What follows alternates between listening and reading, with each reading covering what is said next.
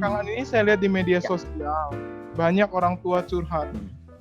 Ya, mulai dari menyalahkan anaknya, menyalahkan kondisi, dan juga menyalahkan bahkan pemberi tugas, dalam hal ini guru di sekolah.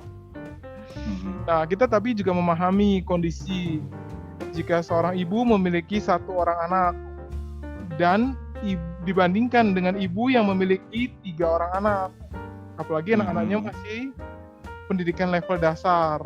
Nah, hal ini tentu berbeda tingkat kerumitannya. Nah, bagaimana seharusnya orang tua menghadapi hal ini menurut Pak Kris? Oke, baiklah.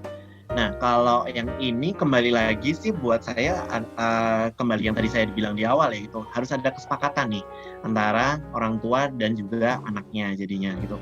Misalnya kayak kalau misalnya anaknya ada 3 tadi dibilangnya ya gitu, ya mungkin nanti kayak membagi waktu jadinya. Oke, saya sekarang kerja. Saya kerja dulu dari jam segini sampai jam segini. Nah, sekarang yang si A akan anak yang A misalnya saya akan belajar saya akan bantu di jam segini sampai jam segini. Yang B jam segini sampai jam segini. Yang C juga gitu. Atau mungkin kalau misalnya sudah punya kakak yang lebih besar gitu ya. Saya nggak tahu misalnya kayak kakaknya udah SMP misalnya punya adik 2 SD gitu. Ya mungkin bisa minta tolong ke kakaknya juga nih gitu.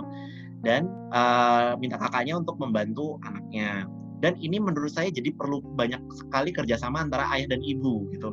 Kadang-kadang tuh ada beberapa mungkin yang masih berpikir, oh ini kan tanggung jawabnya bukan tanggung jawab saya, tanggung jawab si ini gitu. Jadi harus ada kerjasama juga nih antara ayah dan ibu jadinya. Misalnya kayak oke, kalau misalnya ayahnya sedang bekerja, misalnya sama-sama ayah dan ibu bekerja misalnya.